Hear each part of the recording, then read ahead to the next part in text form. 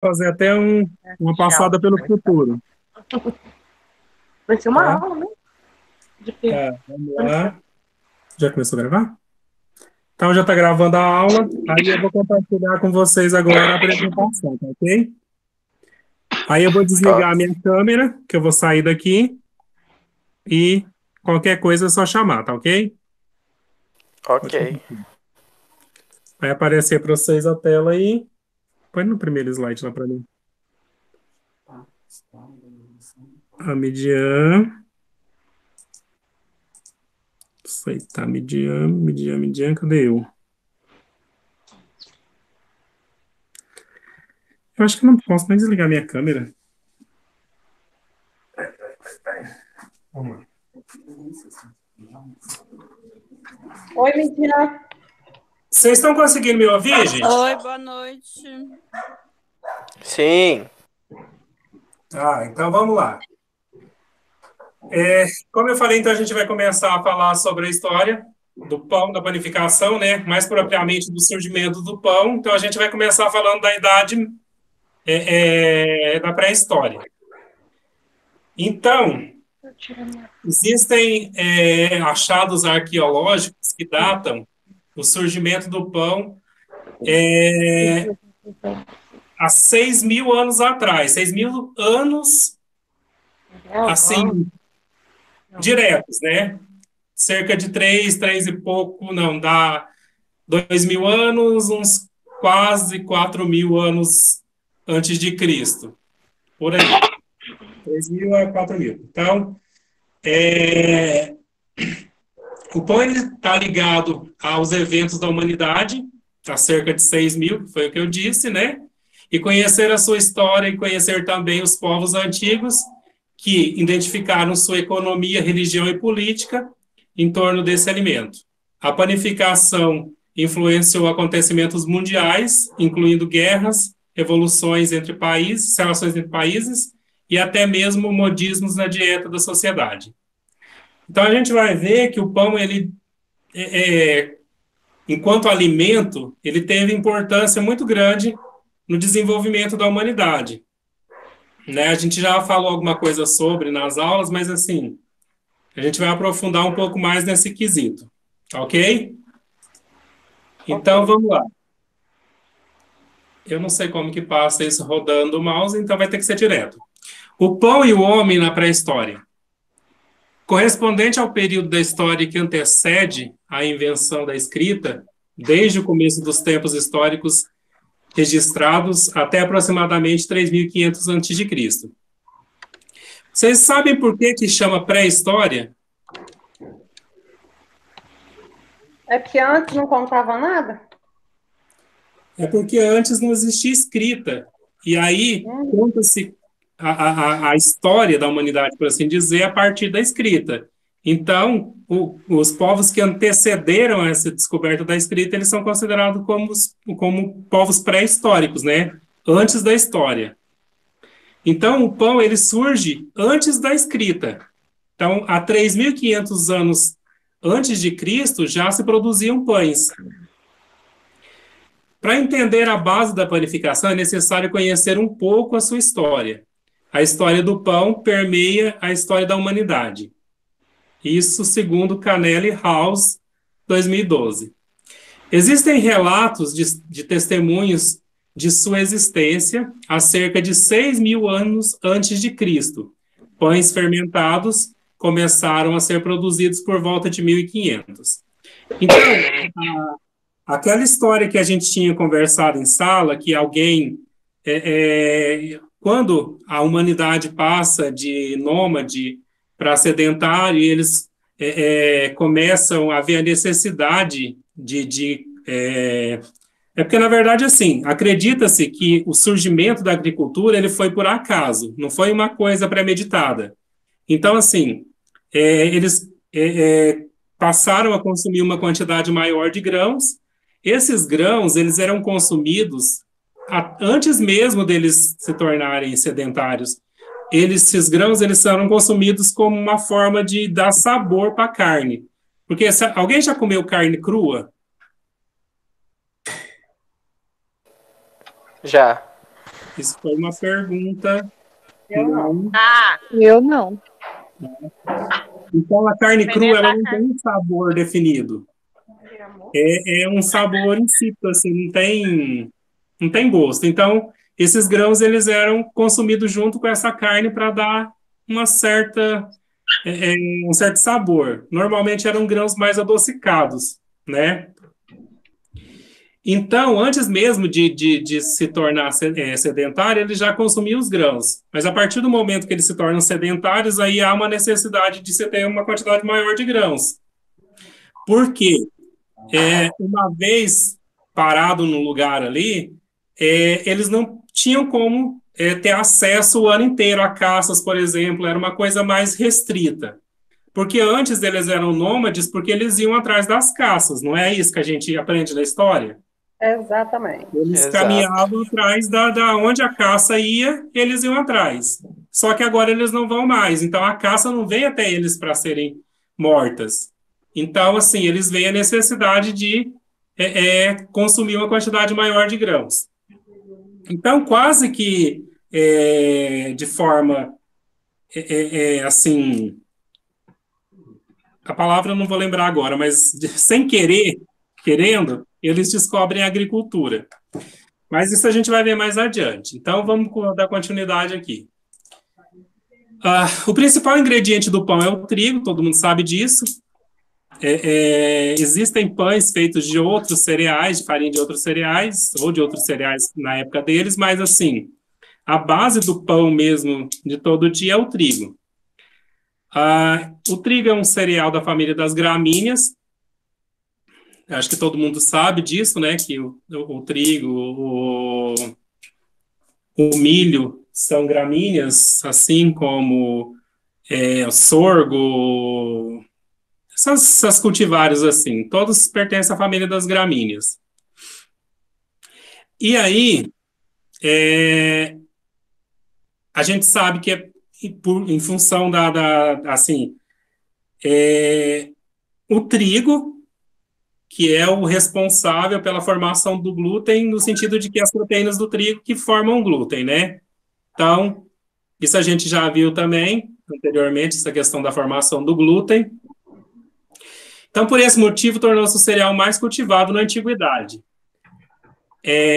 Há mais de 9.000 anos, no Crescente Fértil, né, que hoje é a região ali onde se situa a Palestina, o Israel, o Kuwait e umas partes da Síria, que se tem relatos do cultivo já se tem relatos do cultivo de trigo.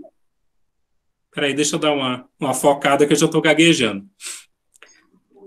A necessidade do homem primitivo de se alimentar fez com que o alimento passasse por um processo de aprimoramento ao longo do tempo. O que inicialmente era consumido cru, depois da descoberta do fogo, passou a ser cozido. A partir disso, o homem descobriu que poderia modificar o sabor dos alimentos, e o fogo foi o primeiro tempero descoberto pelo homem, já que o sabor de uma comida depende da temperatura em que ela é consumida. Então, assim, a gente tem uma população pré-histórica que consome carne crua, posteriormente passa a consumir grãos também in natura, e a partir da descoberta do fogo, eles passam a poder preparar esses alimentos, e a gente sabe que o cozimento, a cocção do alimento, ou até mesmo o processo de assar o alimento, faz com que o sabor dele seja intensificado, seja realçado, seja melhorado de uma forma geral. Então, eles passam de consumir carne crua e consumir grãos in natura para produzir alimentos cozidos, na grande maioria cozidos, né? Ou posteriormente assados. Nossos ancestrais se concentraram em coletar grãos. E numa segunda etapa, implantar as sementes, que fossem maiores e obtidas com mais facilidade. Achados arqueológicos indicam que o trigo ou a espelta, essa espelta é um tipo mais primitivo de trigo. É, a gente tem muito disso em grãos, assim. A gente tem as cultivares que são melhoradas e tem os tipos mais primitivos, que são, para nós, são chamados de crioulo.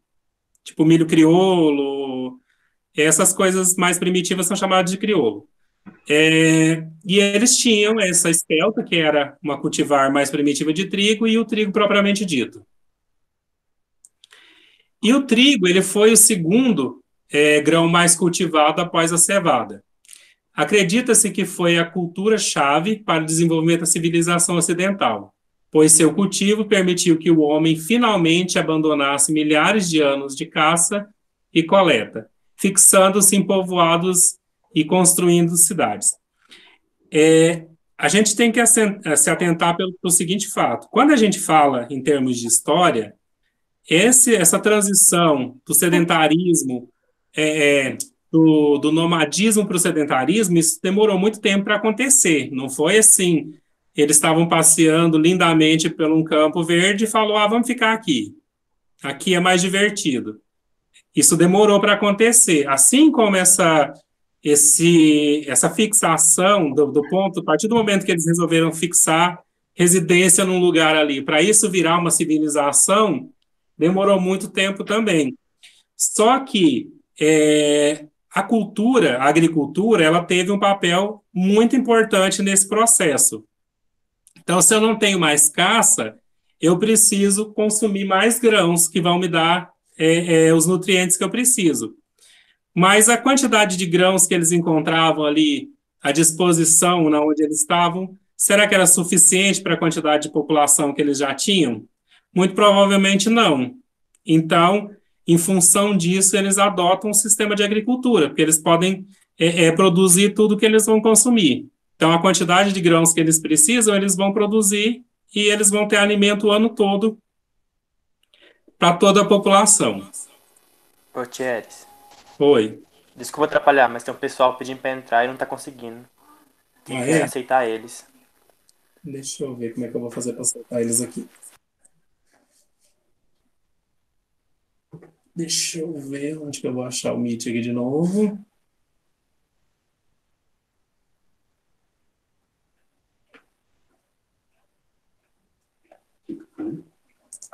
Tem alguém pedindo para entrar. Onde será que eu vejo? Tá aqui.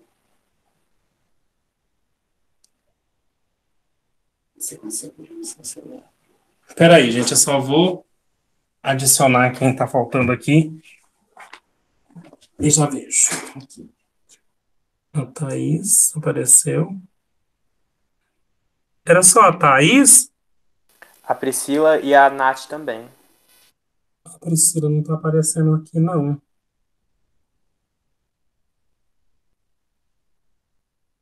A Thaís entrou.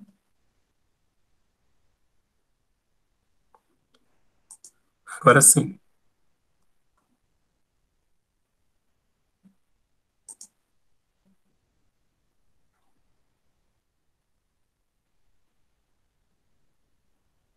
Só um minutinho, gente. Deixa só a Nath mandar mensagem de novo, que aí eu já aceito ela e a gente continua. Pronto, agora o meu deu certo. Nossa, foi difícil. Os pecados. É ter que ir na igreja pro padre jogar uma água benta. Deve estar pesando, Pode ir na né? igreja, não.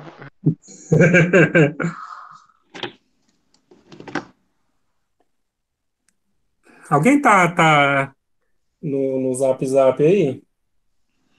Pede pra Natália mandar de novo a solicitação, por favor.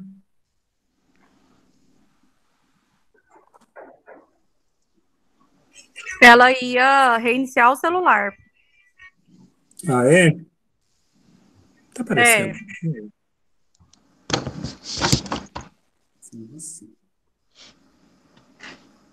Tá, assim que ela mandar de novo, aí eu aceito ela.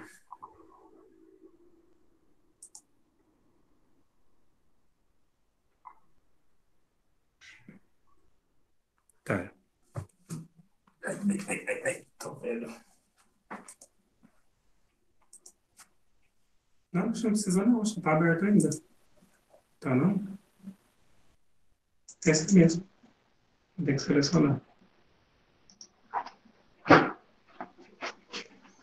Apareceu de novo a tela aí para vocês? Sim. Apareceu. Então vamos lá. Nossa aula é online hoje, Priscila, e Thaís. Eu perdi o vídeo aí, não dava tempo de gravar de novo. Vamos mandar um. Então vamos lá. Então, o período neolítico foi marcado por essa transição, que foi a transição que eu acabei de falar, do nomadismo para o sedentarismo. A mudança de sociedade, que dependia da caça e da coleta, para uma comunidade sedentária de base agrícola. A transição de comunidades nômades para sedentárias também marcou um afastamento da vida selvagem, à medida que a cultura agrária predominava. Então, assim, com o passar do tempo, eles deixaram de sair em busca de caça. Porque, assim, até estabelecer essa mudança aí da dependência da caça para a dependência da agricultura, eles tiveram que continuar comendo. Mas, assim, eles não se afastavam a distâncias tão grandes quanto eles faziam antes. Eles não migravam atrás de caça. Eles simplesmente caçavam nos arredores da onde eles estavam estabelecidos ali. Mas essa dependência ela persistiu por mais um período de tempo, até que passou a agricultura a predominar, e aí eles têm um afastamento dessa vida selvagem. Quando eles começam a viver em comunidade, aquela necessidade de estar indo pro mato, atrás de caça, essas coisas assim, eles foram perdendo com o tempo. Europeus viviam em áreas de clima mais temperado, em um ambiente que proporcionava uma diversidade nutritiva, incluindo cereais, especialmente o trigo e o centeio, e carnes como ovelhas, cabras, porcos e vacas.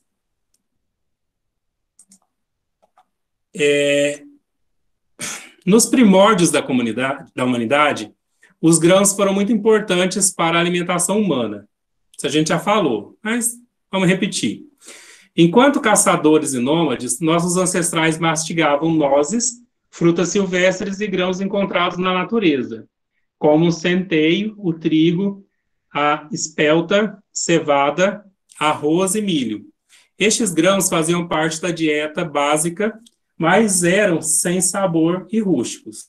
O homem da Idade da Pedra descobriu a agricultura contra sua vontade, pois, para garantir a provisão de sementes doces, colhidas de plantas herbáceas, com as quais amaciava o gosto ocre da carne. Ocre é o termo que define aquilo que eu falei, que não tem sabor. A carne crua ela não tem alguma coisa assim, um sabor definido, alguma coisa assim palatável. Então, eles usavam esses grãos adocicados para dar essa amaciada. Então, para armazenar essas sementes colhidas dessas plantas herbáceas, eles levaram para dentro dessas suas habitações e as colocaram num local seco para armazenar. Então, teoricamente, o chão ficou úmido e as sementes começaram a germinar.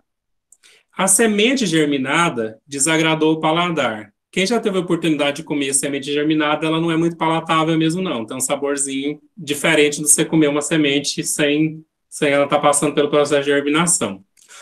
O homem as jogou fora, queixando-se amarguradamente da sua pouca sorte por viver nesse mundo inóspito.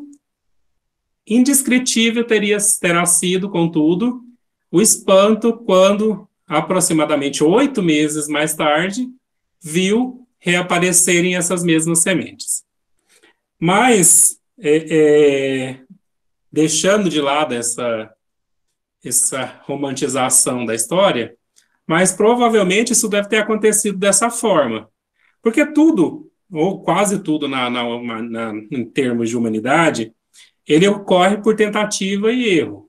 Então, assim, isso vai ter acontecido provavelmente dessa forma. Eles juntaram as sementes germinaram, eles jogaram em algum lugar, e elas acabaram por dar continuidade no processo de germinação, se transformaram em plantas adultas e acabaram fornecendo novas sementes para eles. Então, assim, O surgimento da agricultura provavelmente deve ter acontecido dessa forma, porque as coisas normalmente elas acontecem assim, essa tentativa e erro ali, às vezes não uma tentativa propriamente dita por vontade própria, mas vocês entenderam a lógica do tentativa e erro, né?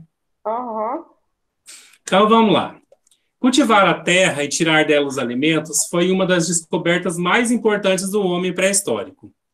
Vários alimentos, como o arroz, a cevada, o trigo, o milho, entre outros, começaram a ser cultivados durante o período neolítico.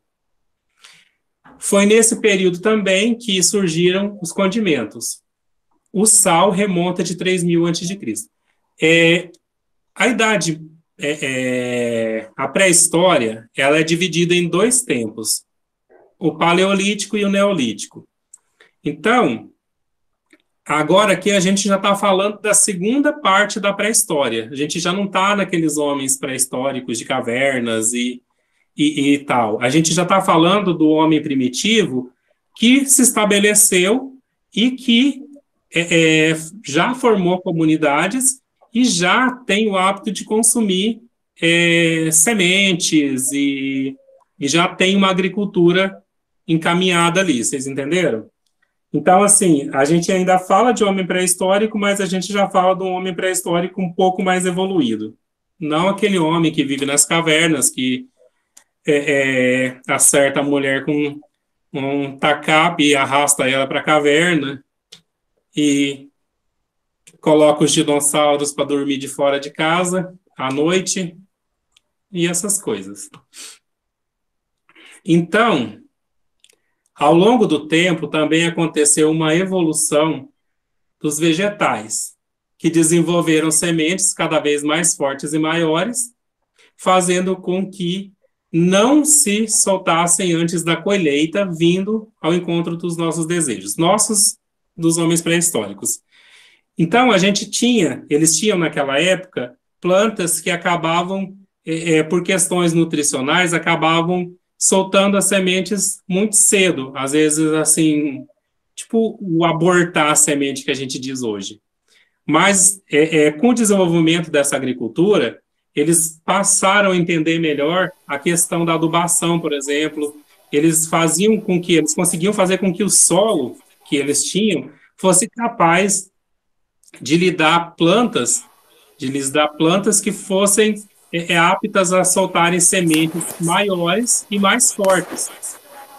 Vocês entenderam? Sementes que não seriam perdidas antes do processo de maturação. Nós, por outro lado, alteramos o ambiente adaptando o solo, arando, defendendo a área cultivada de outras pragas concorrentes, como árvores, ervas, insetos e agentes nocivos. O trigo era considerado o principal cereal cultivado, conforme relata Jacob em seu livro 6.000 anos de pão. Enfim, é repetitiva essa questão do trigo, mas assim, a gente está falando de pão, então tem que falar de trigo. Então, no trecho do livro do Jacob, ele fala o seguinte: mas o trigo tornou-se o rei dos cereais, usados para fazer pão, e ainda hoje, aqui, assim continua a ser. Desde que surgiu, nunca foi destronado. Não sabemos, contudo, quando se deu esse aparecimento. E só Professor, há pouco... a Nath está pedindo para alguém aceitar, senão ela não consegue entrar. Tá, deixa eu ver se eu consigo achar ela aqui.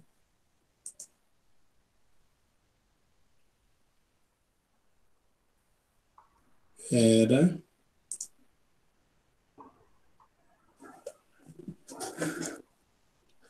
Vamos lá de novo.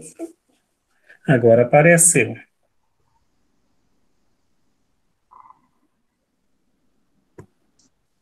Agora foi.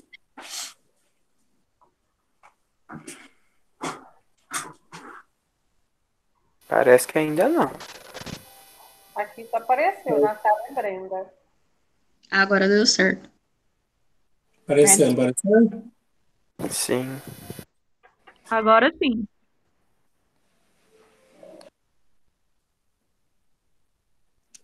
Tá, agora eu preciso saber como é que eu vou fazer para jogar de novo a apresentação aqui. Peraí. Já tá, já.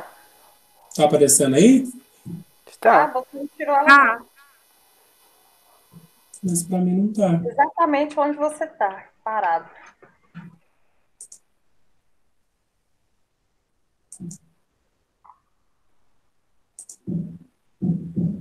Vou ter que voltar com a apresentação. Agora que você tirou. Tá, voltando então. Boa noite, Natália. Boa noite, professor. Boa noite para vocês também, gente. Boa noite. Boa noite. Tá, Natália. Nós estamos fazendo uma aula online porque eu perdi o vídeo que eu tinha feito e aí ia ficar muito tarde para poder fazer o outro. E aí eu resolvi fazer uma aula direta por aqui mesmo. Tá. Ô, Thierry, você não falou se pode mandar por e-mail o vídeo, porque eu não dei conta de mandar pelo AVA. Vai ter que mandar. A gente vai ter que ver o que está acontecendo com o AVA, porque se é questão de configuração. Você tentou mandar com qual formato? Pai, o que apareceu lá de opção? Eu só deixei para PDF. Pois é, professor, eu antes estava tentando mandar Não, pelo Word e eu não estava conseguindo. Aí eu coloquei em PDF e deu certo. Eu falei para vocês no áudio aí para trás que eu ia configurar só no PDF porque o Word meu computador não abre. O meu computador melhor. não abre PDF. PDF É só Não você abrir no Google, você procurar I Love PDF e tem como você converter o PDF para o Word e ao contrário também. E no Eu Word dá faço para assim converter. também. Tá? Dá para Só que converter no Word. bagunçado. Dá para converter pela impressora também. Você manda imprimir, aí lá na impressora tem uma função que você opta por PDF, uma coisa converter PDF. em PDF. Ô, Thierry, mas o meu é o vídeo. Ou você coloca salvar como e troca o formato. Também. É uma opção também. É porque, assim, é igual eu falei para a Thaís, o problema é que eu não tenho mais espaço para armazenar esses trabalhos. E como eu não posso apagar, eu tenho que ir guardando. E aí eu tô sem espaço no computador, já não tem mais espaço, e o celular... Mas o vídeo eu posso mandar por e-mail, porque pelo AVA não vai o vídeo. Não, o vídeo... não. Assim, por enquanto pode mandar, mas aí a próxima a gente vai acertar a questão de formato, essas coisas assim, para ficar tudo fechadinho, assim, só gravar pelo formato que o AVA aceita, a questão também de converter em PDF, mas assim, esse pode mandar. Aí eu vejo o que eu faço para armazenar eles. Quem não O AVA conseguiu só mandar. aceita MP4. Hã? Até 512. O AVA só aceita MP4 até 512 MB. É por isso que eu estou tendo que salvar tudo na minha página lá, no meu negócio do YouTube, no meu canal, para poder postar só os links lá. Gente, uma dica: gravar pelo Instagram os vídeos fica bem pequeno o tamanho. Como se fosse stories. Depois só junta tudo. Aí, ó. Ótima sugestão. Os meus não tem jeito porque, já pensou? Uma aula de 40 e tantos minutos feita em story? Ia ser uma felicidade. Mas aí eu mando o link, que aí não dá problema, não precisa baixar, dá para assistir pelo YouTube, fica mais fácil, eu acho. Mas aí de vocês pode ser nesse sistema aí. Quanto menor, melhor, para poder caber no AVA. Tem um modo cenas que é perfeito para fazer isso. É porque se eu tivesse onde armazenar, para mim era até melhor, que aí eu podia corrigir, sabe?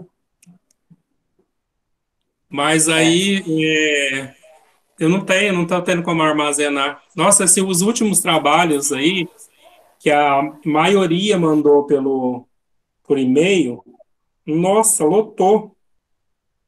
Já pensaram, são 4 turmas, são os 3 trabalhos de cada aluno que mandou. Do 6 ainda é mais, né? Porque do 6 é 2 disciplinas. Não é melhor salvar os trabalhos no Drive, na nuvem? É melhor, não? Pelo menos os de texto. Eu vou ter que fazer um trem assim. Tem que fazer um trem assim, porque como eu não posso excluir, né? Porque eu tenho que guardar, aí eu vou ter que dar um jeito de armazenar tudo juntinho. Eu coloco tudo na nuvem. ver os trabalhos, eu tenho que dar uma olhada também para fazer um feedback também, porque eu vou falar um negócio para vocês. Teve gente que teve a cara de pau de pegar, copiar o que estava escrito no meu slide, colar e mandar sem formatar ainda, que eu acho que é um abuso. Copiar e colar ainda vamos lá, mas não formatar eu acho que é o fim. Mas é vida que segue. Mas não foi da turma de vocês não, tá? Mas é bem minha cara fazer isso. Já não vou criar polêmica, não. Não é nada, Emerson. Você é perfeccionista. Tá, vamos dar prosseguimento, porque senão nós vamos ficar a noite inteira aqui. Bora. Então vamos continuar. Peraí, tá. Aí eu estava falando sobre esse melhoramento da agricultura, né, para se ter sementes mais fortes e maiores. Então, com o decorrer do tempo, eles foram percebendo que existia a possibilidade de se ter grãos melhores a partir desse melhoramento do solo, arando, fazendo os tratos culturais, né, que são feitos até hoje. E aí a gente chega nesse contexto do pão aí. Então, o Jacob fala o seguinte, que o trigo ele se tornou rei e que durante muito tempo nenhum outro grão chegou a esse patamar de rei, destronando, e da importância dessa relação do trigo com o pão e, consequentemente, com essa mudança de vida da humanidade aí. Então, a gente continua ainda na pré-história, ainda falando de neolítico, né? Um novo relacionamento entre as gramíneas e os seres humanos conduziu à mudança evolutiva em nós mesmos, mudando, sobretudo, a nossa capacidade de produzir as enzimas necessárias para a quebra da digestão do amido, presente nas sementes de trigo. Então, assim, anteriormente, esses seres humanos pré-históricos, eles eram quase que exclusivamente carnívoros. Embora eles tivessem uma alimentação relativamente que a gente poderia considerar como onívora, mas, assim, a maior parte dessa dieta era carne, então eles eram quase que exclusivamente carnívoros. Mas a partir do momento que eles começam a plantar e a consumir uma grande quantidade de grãos, então o organismo humano ele dá essa guinada, ele muda, assim, fisiologicamente falando. Então, o ser humano ele passa a produzir enzimas que são necessárias para a quebra dessas sementes, desses grãos, para a retirada do amido, para que o organismo possa absorver esse amido de maneira mais eficiente, né? As sementes, em geral, elas requerem algum grau de processamento para que tenhamos acesso aos seus nutrientes, seja encharcando, fervendo, moendo, torrando, ou até mesmo pela combinação desses processos.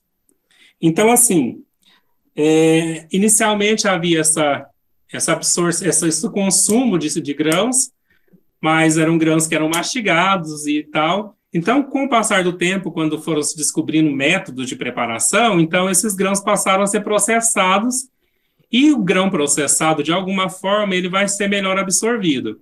Então, se você deixar ele imerso em água, ele vai encharcar, e aí quando você mastigar, ele vai ser melhor digerido. Se você ferver, se você moer, torrar e moer, ferver e moer não tem como. Então, ele tem que estar seco ou torrado para poder moer. Ok?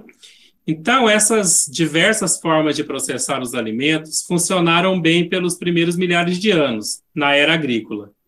Dependendo da região, vários tipos de sementes eram torradas e moídas entre as pedras. Então, a farinha grossa resultante era fervida na água para criar um mingau nutritivo, proporcionando a energia do amido das proteínas, vitaminas e sais minerais. Então, inicialmente, o que era feito era, eles pegavam aquele grão in natura e eles torravam o grão, né? e posteriormente moíam esse grão em grãos em pedra. A gente já viu isso em vídeos, filmes, essas coisas. Então, assim, eles tinham o hábito de pôr o grão no meio. Algumas populações primitivas da África ainda, essas populações que ainda vivem de forma primitiva, eles ainda utilizam esse sistema de moagem. Eles colocam os grãos entre duas pedras e o atrito das pedras ali com o grão vai fazer com que eles virem uma espécie de farinha grossa. Se vocês procurarem populações primitivas na África, vocês vão ver esses métodos ainda. Se preparem, tem muita nudez, e como vocês sabem, né, é um trem absurdo, mas, enfim, focando no conteúdo, vocês vão ver esses processos ali, ali ainda hoje sendo utilizados. Vocês estão aí ainda, ou vocês já... Estamos. Desapareceram? Mas eu tô. Todo mundo aqui prestando atenção. Quando eu fico concentrado, não falo nada. Tô aqui também. Eu também. É que não dá pra ficar interrompendo. Se eu escutar alguém roncando... Então, vamos lá. Acontece muito. Pior. À medida em que as antigas tecnologias foram se desenvolvendo, o processo de preparação dos grãos para o consumo humano aprimorava-se com a criação e uso de potes de cerâmica, moinhos rústicos e fornos. A pasta primitiva incrementada era consumida depois de ser assada sobre pedras chatas e quentes, ou mesmo assada entre as cinzas.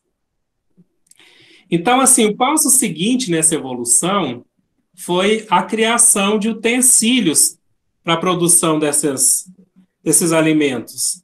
Não só de pães, mas de mingaus, pastas mais rústicas, que eram só as sementes umedecidas ali com água, sem levar para o cozimento. Então, com o tempo vai surgindo esses utensílios.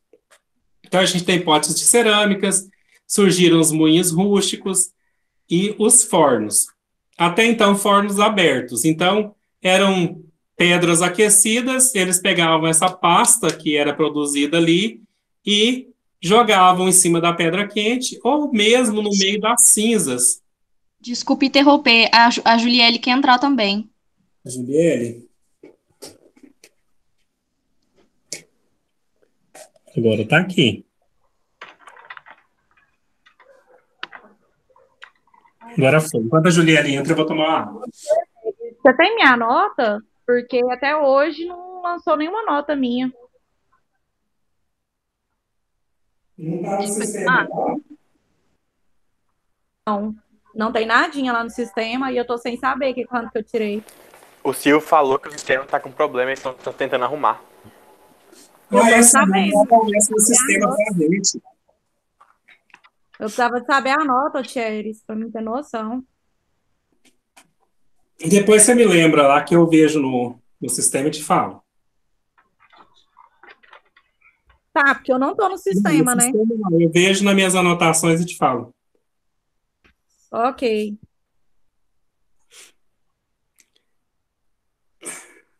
Juliele, você está presente? Você se Estou encontra... ouvindo agora. Aham. Então, vamos lá. Então, a gente estava falando dos utensílios que foram criados. Então, eles tinham, além da cerâmica, né, dos potes cerâmicos, eles criaram os fornos rústicos, né, primitivos, que eram abertos. E esses fornos, eles consistiam no quê?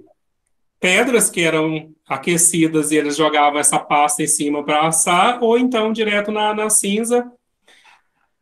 E eles criaram uma espécie de pão. A partir do momento que eles assam essa pasta na pedra, a gente pode considerar como sendo um pão. Porque até hoje existem pães que são produzidos dessa forma. São pães não fermentados e cuja massa é jogada sobre uma pedra quente ou sobre um forno, na parede dos fornos. Tem uns vídeos no YouTube muito interessantes sobre a produção desses pães artesanais, assim, por esses povos mais primitivos. eles jogam umas massas de pão, assim, tipo um pão sírio, na parede de uns fornos redondos, assim. O cara só vai enrolando a massa e jogando na parede. E depois ele vem tirando aqueles pães ali. É muito legal. Se eu conseguir achar, eu vou mandar para vocês verem. Mas é bem bacana mesmo. Então, aí surge esse sistema de assar, né? De cozer o pão, de fazer com que essa massa passe por um processo de cocção, mas até então de forma rústica. Então, os alimentos cozidos ou assados proporcionaram nutrientes vitais não encontrados da mesma maneira nas carnes e se tornaram parte essencial da dieta alimentar do período neolítico. Por se tornarem indispensáveis à sobrevivência, os cereais passaram a ser valorizados por comunidades inteiras. Então, com o advento dessas técnicas e como você consegue produzir um alimento mais saboroso, devido ao processo de cocção, então isso faz, assim, passa a integrar a dieta de toda a comunidade, né? Então, todas as pessoas que viviam ali se alimentavam desse tipo de pão. Então, estudos arqueológicos revelam que haviam moinhos e fornos com peças centrais, como peças centrais em uma casa, trazendo à tona a importância da produção de pães naquele período. Então, as pessoas, elas passaram, em função dessa nova vida que eles passaram a viver, eles passaram a produzir seus próprios pães, seus próprios alimentos. Assim como a carne era... Quando eles eram caçadores, as caças elas eram compartilhadas. Então, os homens, provavelmente, eu não sei se existia essa distinção entre homem e mulher, mas, assim, provavelmente sim, né? Que o homem, acho que desde os primórdios ele já era machista, e existia essa mentalidade ali de machista do homem, de ser superior, então provavelmente eles iam caçar e as mulheres ficavam com os afazeres domésticos, como se perpetuou por muito tempo, né? Mas, enfim. Então, eles traziam essas caças e eram compartilhadas entre todos da comunidade.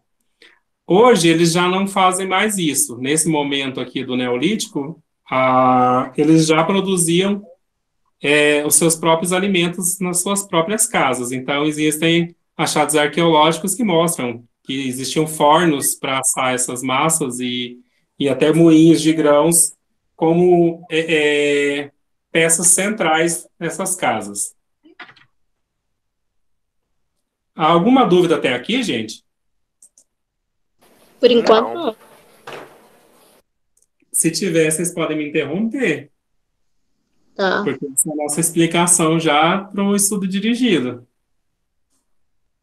Então, tenham dúvidas. Então, a gente já acabou com a parte pré-histórica, né? A gente passou pelo Paleolítico e o Neolítico na pré-história, e agora a gente entra na Idade Antiga. A Idade Antiga, ela se inicia com a invenção da escrita há 3.500 anos antes de Cristo, até a queda do Império Romano em 476 depois de Cristo. Tá ok? Então, a nossa Idade Antiga, ela se restringe a esse período de tempo. Foi na Idade Antiga que o pão começou a ser preparado pelo povo egípcio, que também foi o inventor da padaria artística, produzindo pães das mais variadas formas. Esse período também foi marcado por grandes povos e grandes banquetes. Faziam-se enormes banquetes para comemoração de vitórias em guerras e comemorações da família real. Então, a gente dá um salto na história, a gente sai do Neolítico, do homem pré-histórico, e cai na Idade Antiga, onde os egípcios já produziam pães e produziam pães artísticos, ou seja, pães com formatos de animais e pães assim das mais extravagantes formas. O papel do pão, o papel dos grãos de cereais foi importante na alimentação das primeiras civilizações. ainda existem controvérsias quanto ao primeiro cereal cultivado no Egito, pois sedimentos encontrados no delta do Nilo apresentam indícios de que, há 4.000 anos antes de Cristo, agricultores cultivavam espelta. A espelta, como eu falei anteriormente, é uma forma primitiva do trigo. Além do trigo e cevada para a produção de pães e cervejas. Ok? Então, assim, para civilização egípcia, não se sabe qual que foi o cereal primeiro, mas sabe-se que eles, além do trigo e da cevada, eles cultivavam também a espelta, que é essa forma primitiva de trigo. O Nilo, periodicamente, inundava as regiões das planícies, tornando a região fértil, no qual produziam cereais em quantidade abundante e suficiente para o consumo nacional e exportação para a Grécia.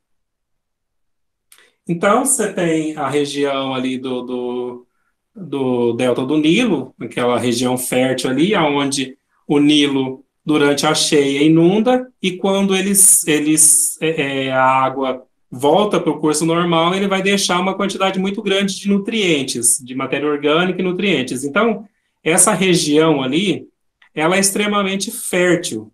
Então, eles tinham uma região com um solo extremamente fértil e eles eram capazes de produzir uma quantidade tão grande de grãos que eles utilizavam para consumo próprio, consumo nacional, enquanto Egito, e ainda sobravam grãos para exportar para a Grécia.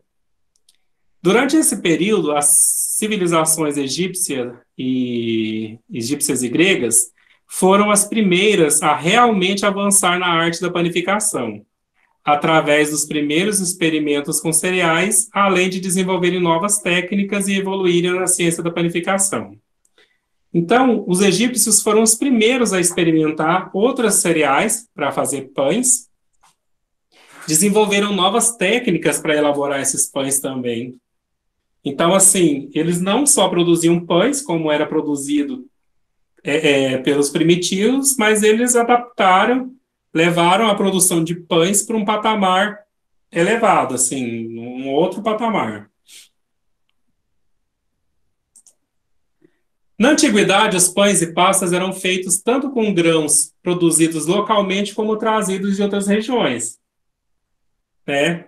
Sendo que o tipo consumido estava relacionado ao status da sociedade. Exemplo disso é que que os da família real comiam os pães mais claros, os das classes médias consumiam os pães integrais e os pobres se alimentavam de grãos integrais e cascas de espelta.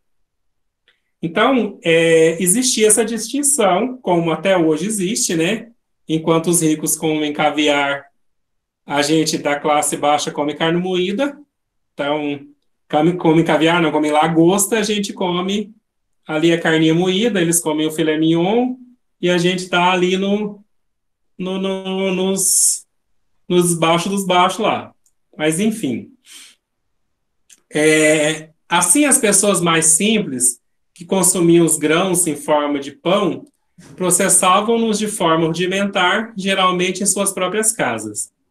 Então, para a população mais pobre, eles tinham que eles mesmos processarem os grãos integrais para produzir os próprios pães. Então, diferentemente do que era consumido pela família real e pelas mais nobres ali, os de classe média, eles tinham que processar de maneira rudimentar o grão.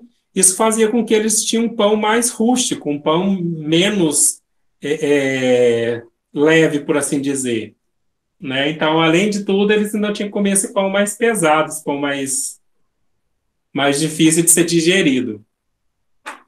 Os grãos eram tostados e secos ao sol, o que facilitava a separação da palha. Depois eram triturados em pilão, moídos em 2 pedras e peneirados até o grau desejado, pois a roda do moinho da água só foi usado no Egito a partir da época greco-romana. Então, ressaltando, eles eram Os grãos eles eram processados de forma rudimentar e se produziam os pães a partir desses grãos. Mediante este procedimento adotado na antiguidade, revelou-se, por meio de exames feitos em múmias egípcias, gastos excessivos em seus dentes, devido à presença de areia fina, como pó mineral, misturado com a farinha, acidentalmente durante o processo de moagem. Então, se eles usavam aquele método de moagem com duas pedras, o atrito entre as pedras fazia com que esses grãos de areia das pedras eles se soltassem, e eles eram misturados a essa farinha. Então, o consumo desses pães com esse excesso de farinha, assim, com esse excesso de areia, faziam com que eles tivessem os dentes desgastados. Então, a partir de exames de múmias egípcias, eles descobriram essa deformidade, por assim dizer, nos dentes dessas múmias. Hieróglifos mostram que as pessoas sovavam as massas com as mãos. Não, primeiro os primeiros pães egípcios sem fermentação eram feitos de farinha de trigo, cevada e espalta, ou espalta, né? Um desses cereais, mais água, mais sal.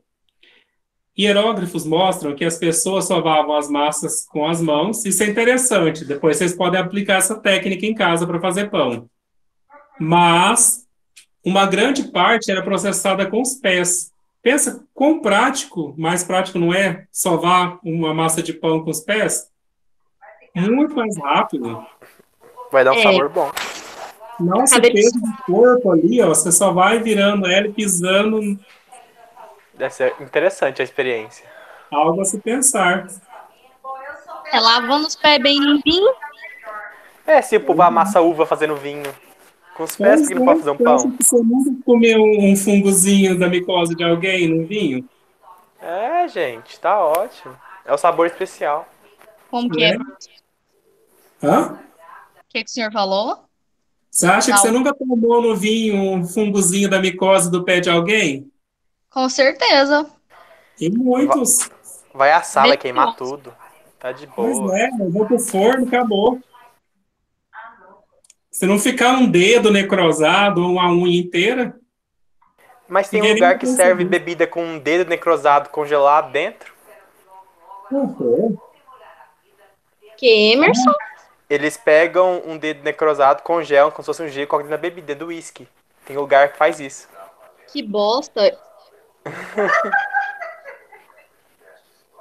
Tô afim, não. Gente rica tem problemas. É só você tomar o uísque antes do gelo descongelar, ué. Antes do gelo derreter. E o melhor, é reaproveitado. Eles pegam e congelam de novo. Olha. E se a pessoa comer, coloca só os dedos no ossinho? Eu acho que não pode comer, não. Então vamos lá.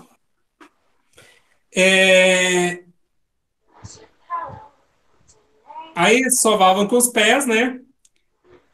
Aí levavam os pães para assar diretamente sobre as pedras, como a gente já falou anteriormente, colocadas sobre o fogo, né? Seja horizontalmente ou dentro do forno aberto. Ou seja, ou você coloca uma pedra por cima do fogo e coloca a massa, ou você coloca a massa nas pedras laterais do fogo ali para ela assar só pelo calor.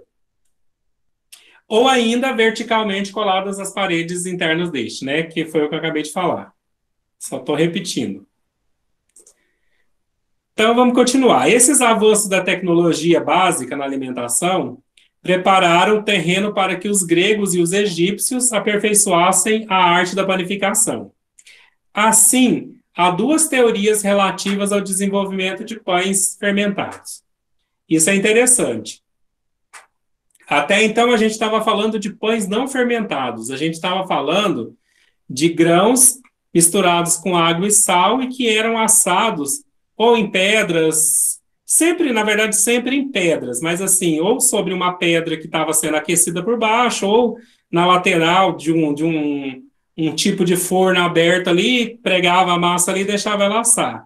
Mas agora a gente vai falar do pão fermentado, que é o pão típico que a gente conhece hoje, né? Que é mais interessante do ponto de vista de sabor, aroma e tal. Então, a primeira teoria diz o seguinte, que os egípcios aprimoraram o processo de fabricação da cerveja, né?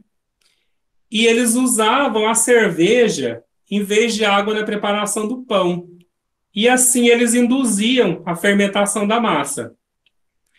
Então, o que é interessante disso? Porque se a gente sabe que eles aperfeiçoaram o processo de fabricação da cerveja, a gente sabe que a cerveja é fermentada, então é mais fácil para a gente acreditar que eles tenham feito essa associação de que a cerveja fermenta, se eles adicionarem a cerveja na massa, ela vai fermentar também, do que qualquer outra teoria. Então, essa teoria seria mais interessante a se levar em consideração.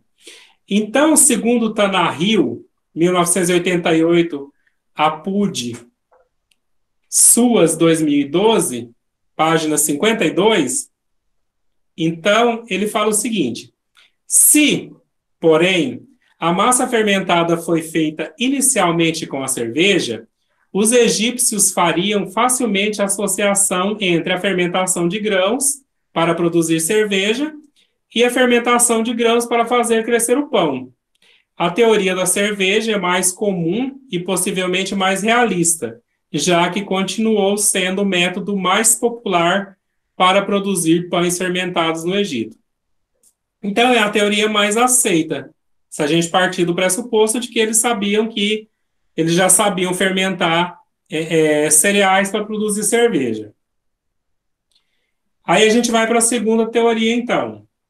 A segunda teoria fala o seguinte: de maneira quase que miraculosa, algum egípcio ou mulher egípcia, por distração, deixou uma vasilha com um mingau de cereais esquecido num canto por alguns dias. Foi quando se observou que aquela papa se expandia aos poucos como se estranhamente vibrasse. Aqui podemos chamá-la de massa. A massa levada ao forno cresceu e tornou-se ainda maior. O volume adquirido não passava de ar aprisionado entre os alvéolos, conferindo sabores e textura delicada, o que a tornava muito mais atraente ao paladar na hora de comê-lo. Agora sim, descobrimos o pão. Os egípcios passaram a dominar a tecnologia de transformar a natureza em alimento. Assim nasceu o costume de assar o pão, a primeira indústria de alimentos do mundo. Tá. É plausível que isso tenha acontecido? Pode ser que sim. São duas teorias. Tanto pode ter acontecido a primeira quanto a segunda. Mas se a gente pensar que um alimento abandonado, ele vai fermentar, obviamente, tudo que você largar, ele vai apodrecer e vai fermentar. Mas daí, você pegar um mingau fermentado, que provavelmente já estava com gosto alterado, e assar e obter disso alguma coisa comestível, eu acho mais complicado. Porque a fermentação, até uma massa mesmo, se você largar ela fermentando muito tempo, ela já começa a produzir álcool durante esse processo de fermentação, e aí isso altera o sabor e altera o cheiro, então fica aquele trem, assim, não consumível. Então, eu acredito que realmente a primeira opção seja mais viável. A adição da cerveja, que sabidamente fermentava.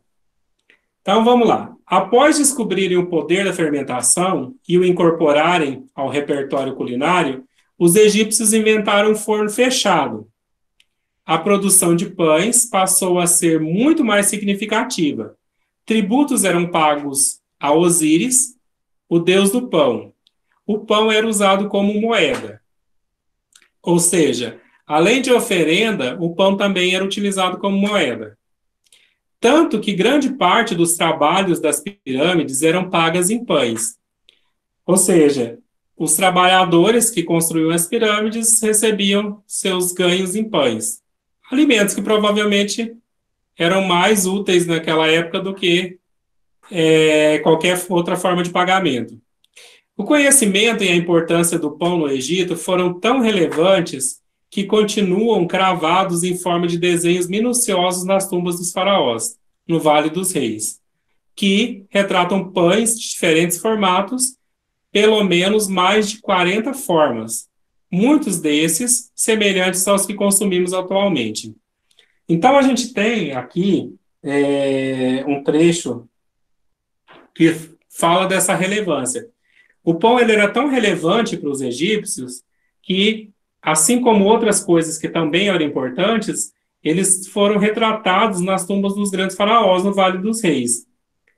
E por observação, já foram catalogados, por assim dizer, mais de 40 formas de pães, para a gente ter uma ideia da diversidade de pães que os egípcios criaram. Que a gente, como eu falei anteriormente, a gente vinha de um pão de trigo, né, sem forma, uma pasta que era colocada numa pedra, para os pães que eles começaram a produzir de formatos diferentes e usando grãos diferentes.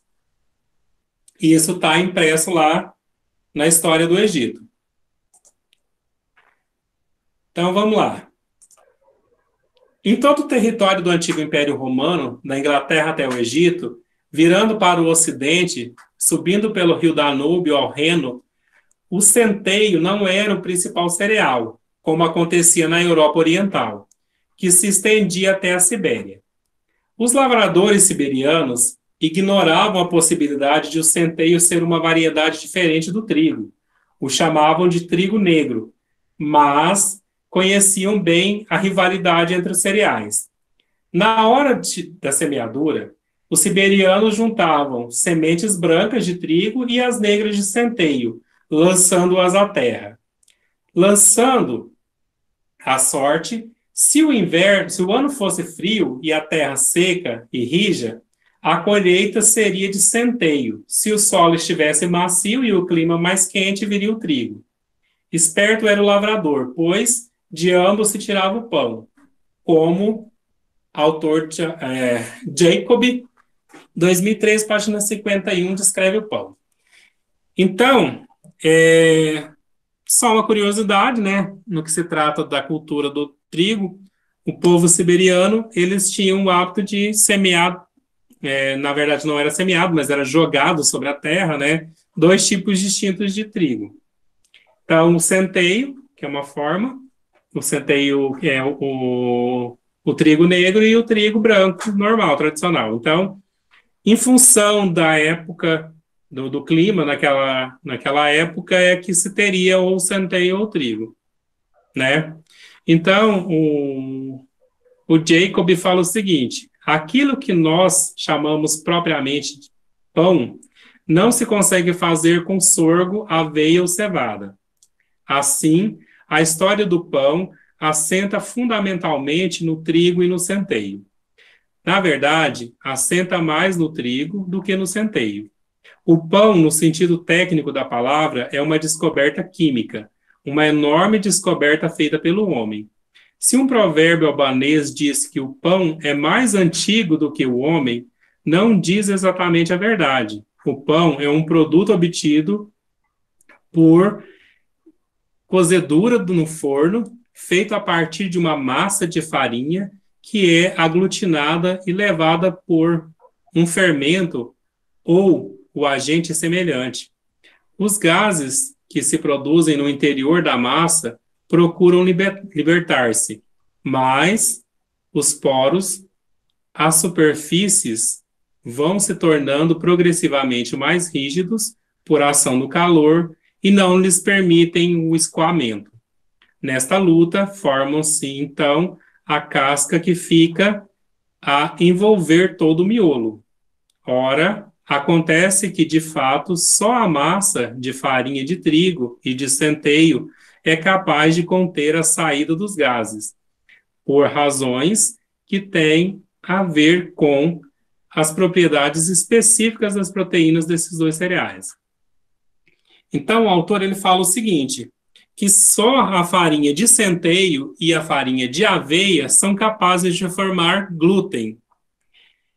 E, como esse pão vai passar por um processo de cocção, a casca que se cria em volta desse pão se torna uma barreira para que esse gás se liberte. Então, ele quer dizer o quê? Se eu fizer pão, por exemplo, com sorgo, aveia e cevada, essas cereais, eles não têm essa propriedade. Oi? Esses cereais, eles não têm propriedade de formar glúten. Então, todo o gás produzido durante o processo de fermentação, ele vai se perder. Então, por isso que existe essa rivalidade, por assim dizer, entre o trigo e o centeio, porque ambos são passíveis de produção de pães.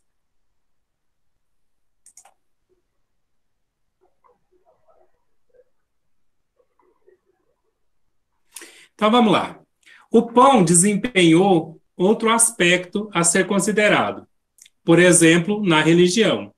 Uma simbologia importante na vida religiosa durante sacrifícios, oferendas a deuses e funerais. Ou seja, como tudo que chega a um patamar de ser tão importante em uma civilização, ele acaba ganhando esse viés religioso. Então, o pão, ele acaba também chegando nesse patamar de oferenda a deuses, parte de rituais de sacrifícios e coisas assim também de funerais. Segundo Beckman, 1995, há alguns relatos que Ramsés III oferecia aos deuses anualmente 9.000 bolos e 200.000 pães.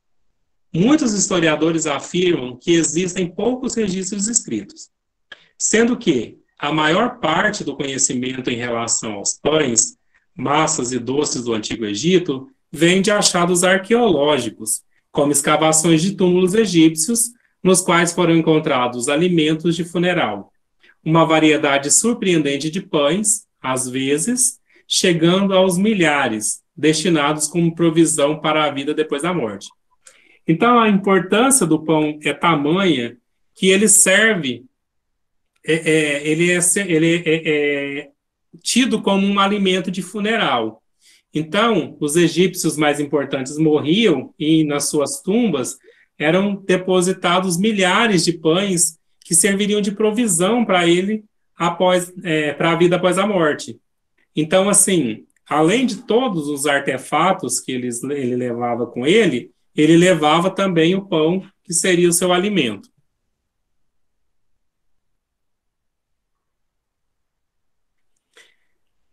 Os pães fermentados, segundo Flandrin e Montanari, começaram a partir de 1500 a.C., quando as massas eram acrescidas de levedo obtido por fermentação das leveduras Saccharomyces, sob a forma líquida, em que o verdadeiro emprego provinha da fabricação de cerveja, geralmente associada à panificação.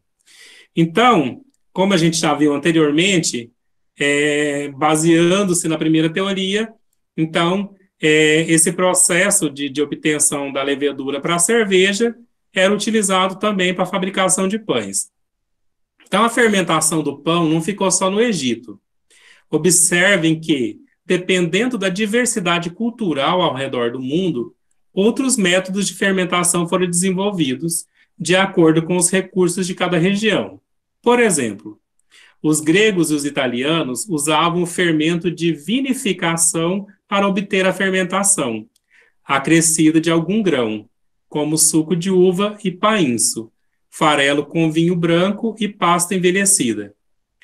Os gauleses e caucasianos usavam a espuma da cerveja para fermentar a massa.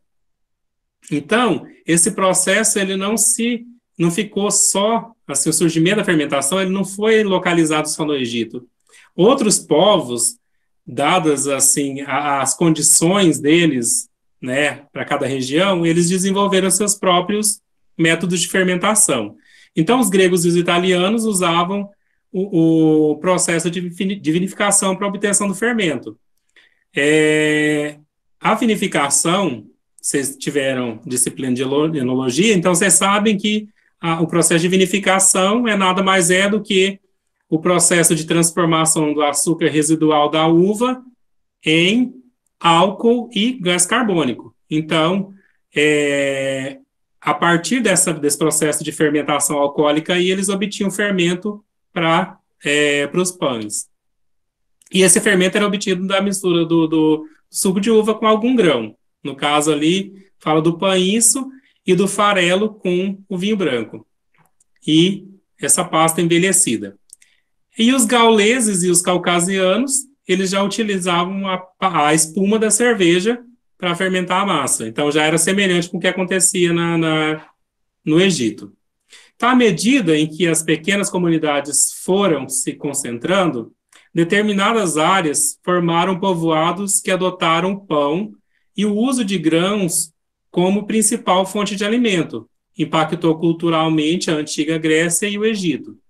Inclusive, outras comunidades, como as europeias emergentes, pois a forma como se alimentavam servia como identidade cultural. Então, a gente já chegou naquele trecho do início da apresentação da questão do pão se tornar um modismo. Então, aqui a gente está vendo que o pão se torna um modismo. Ele servia de identidade cultural para determinadas populações, no caso aí as europeias emergentes. Tá ok?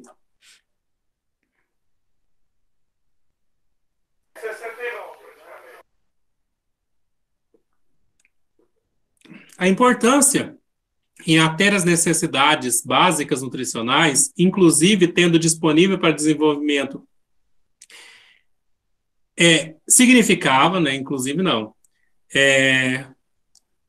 a importância em ater as necessidades básicas nutricionais significava tempo disponível para o desenvolvimento intelectual e social. Ou seja, a partir do momento que eu tenho ali em mãos o alimento que eu preciso, eu não preciso mais caçar, então isso já gera um aporte para que ocorra um desenvolvimento intelectual e social, né? Então, se eu não preciso caçar, eu tenho um tempo maior. Então, nesse contexto, acaba, obviamente, muito tempo depois, surgindo a questão o intelectual e o social. A Grécia e o Egito foram os pioneiros da filosofia, a agricultura e da construção. A partir da Grécia, a arte e a ciência da panificação seguiram para Roma, tornando-se parte dominante da cultura durante o Império Romano, abastecendo o exército e a população em geral. Então, como afirma a autora Sandra Canella House, 2012, página 38, em Roma o pão levedado, ou seja, o pão fermentado, se tornou popular em torno de 500 a.C., época em que foram desenvolvidos moedores circulares, base para a moagem, até a Revolução Industrial do século XIX.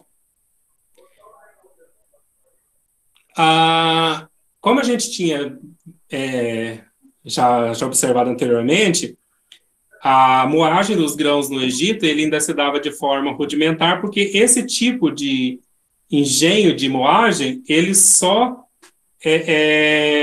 vai ser utilizado no Egito após a ocupação do Egito pela cultura romana, né? Então, assim, até então era rudimentar. E aí a gente já está falando do surgimento dessa moagem mais moderna, por assim dizer. A produção de pães na Itália era tão importante que já o famoso filósofo Juvenal professava que os romanos precisavam apenas de duas coisas. Nossa, meu latim tá péssimo, hein? É o pão em circo, ó. Mas além de eu não saber o latim, eu ainda não tô enxergando direito, né? Mas tá bom. Pão em circo. Foi você que falou disso um dia, não foi? Foi. Eles entretinham o povo com pão e circo, pro povo não prestar atenção no governo. Gente inteligente é outro nível, né?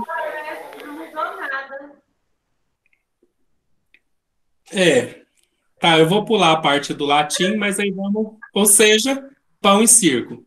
No sentido de entretenimento. que é exatamente o que o Emerson falou, né? E você dispersa a população, assim, tira a atenção dela para coisas que são mais importantes, oferecendo pão e circo, né? Até hoje, né? Tá? Eu Até lembro, hoje. tô lembrando do contexto. Deixa quieto. Hã? Deixa quieto. É. As primeiras associações de padeiros foram formadas em Roma, cerca de 150 anos antes de Cristo. Autoridades decretaram que o pão fosse distribuído gratuitamente a todos os homens adultos. Mas será que as mulheres não comiam, não? Mas há um machismo aí. Eles achavam que o homem que era o provedor da casa, eles que recebiam, eles que... Ele que pegava o pão e levava para comer, para falar que foi ele que comprou. Claro, né? E o ego dele, como é que fica? Homem sendo homem desde sempre, né? Né? Sempre. Tô brincando, gente, mas o homem aí não é nesse sentido, não. Os homens adultos eram as pessoas adultas. Mas aí, de qualquer forma, a gente ainda incorre na questão do machismo. Com certeza eles eram extremamente machistas. Mas, nesse caso, aí é só uma questão de colocação, né? Mas não era a palavra colocação, não, mas eu vou pegar porque eu não estou pensando em outra nesse momento.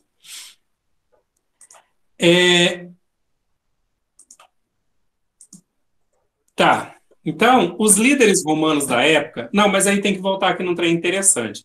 Então, as primeiras associações de padeiros, elas surgem nessa época, né? Na época no Império Romano e nessa época, 150 antes de Cristo. Então, isso quer dizer o quê?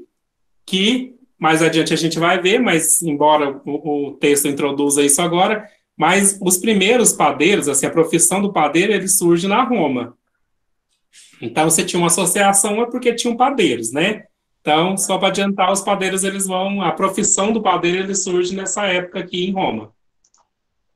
Os líderes romanos da época mantinham o poder alimentando os pobres e fortalecendo os exércitos. Segundo Flandrin Montanari, em 1998, o pão se tornou símbolo de civilidade, semelhante ao que os egípcios já haviam feito anteriormente.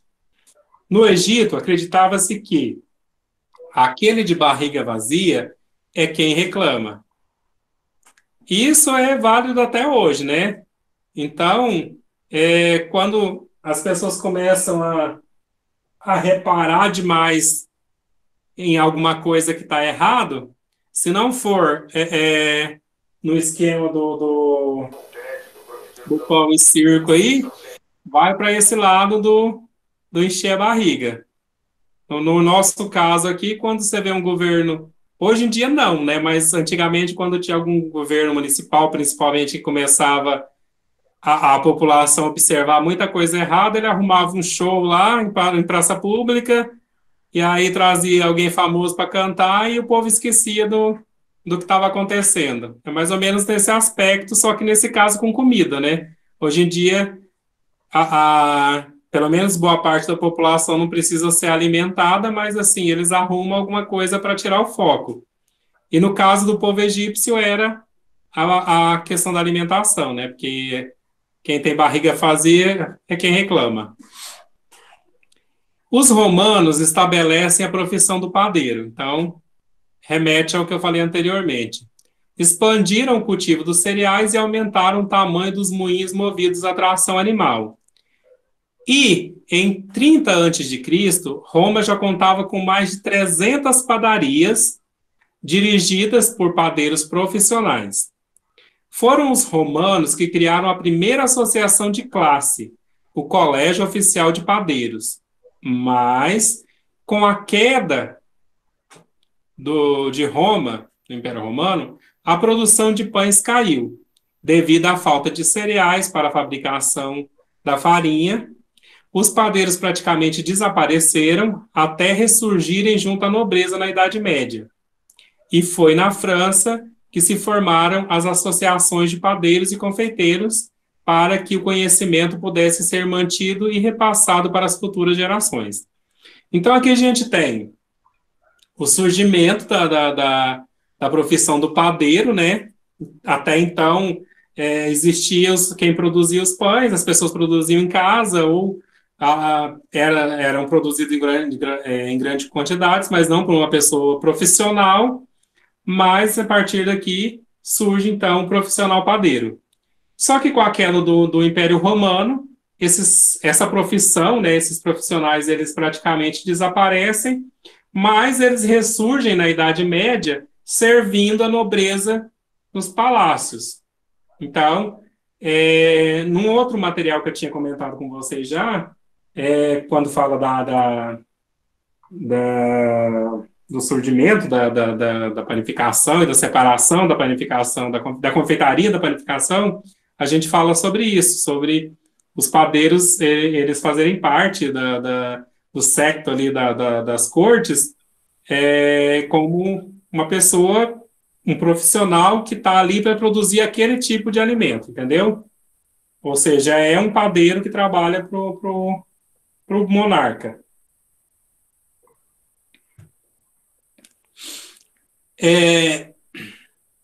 Então, aí a França cria foram os percursores das associações de padeiros e confeiteiros e foram os responsáveis por passar para as futuras gerações esses conhecimentos. Aí os pães fermentados... não, eu voltei. Já estou perdido. Então, lá. Os romanos, eles herdaram dos gregos os cultos pelo pão e a adoração a Deméter, batizado como Ceres, culto que concorria espaço com o cristianismo no começo daquela época. Tão importantes que eram no cotidiano romano, o pão e o azeite eram controlados pelo Estado. Tinham preços tabelados e estoque limitado. Os pães podiam variar entre tipos e formatos, como o panis testuatius, cozido num vaso de barro. O pão de parta era considerado uma especialidade leve. A massa era deixada dentro da água durante muito tempo para diminuir o amargor e só depois ser cozida. Registros apontam que, em 72 a.C., 40 mil romanos recebiam cereal gratuitamente do Estado. No governo de Júlio César, esse número passou para 200 mil e seguiu crescendo. Mas isso fez que toda essa estrutura ruísse entre os séculos 3 e 4, quando as províncias não puderam mais suportar corrupção e inflacionado peso de Roma. Os invasores bárbaros trouxeram um novo gosto alimentar, sopas de legumes, aveia e centeio, que levaram a civilização ocidental para a Idade Média do sabor. À época, boa parte da população adulta era desdentada e a sopa vinha bem a calhar. Então, aqui a gente tem mais um trecho que fala da importância do pão para essa civilização. No caso, tanto o pão quanto o azeite eram controlados pelo governo e os estoques eram limitados, né? Então, fala dos tipos de pães que eram oferecidos e a gente tem aqui falando sobre, basicamente, a queda do Império Romano, a vinda dos invasores bárbaros e a influência desses invasores na alimentação. Ou seja, aí, além assim, eles trouxeram para essa população as sopas, tanto de legumes como aveia, que acaba meio que por substituir o pão, ou, em alguns casos, incrementar essa alimentação, mas para a grande maioria substituir, né? Porque aí você já não tem tanta oferta de cereais para a produção desses pães. E aí, o que se torna algo bom, já que a maioria da população não era desdentada, era melhor tomar sopa do que comer pão. Aí, a gente para aqui, vai finalizar, então, a Idade Antiga.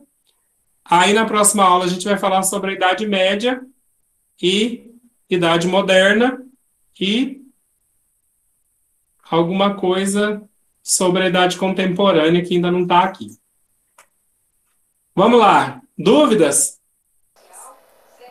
Acho que não. É. Eu acho que eu Não. preciso ler o texto, só ler. Não. Não. Então tá, gente.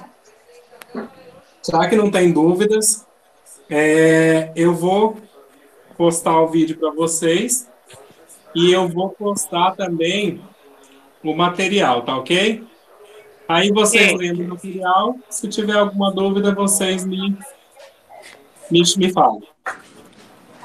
Ok? Ok. Ok, obrigada pela aula. Tenha uma Tchau boa pra noite, vocês. professor. Boa noite. Boa noite.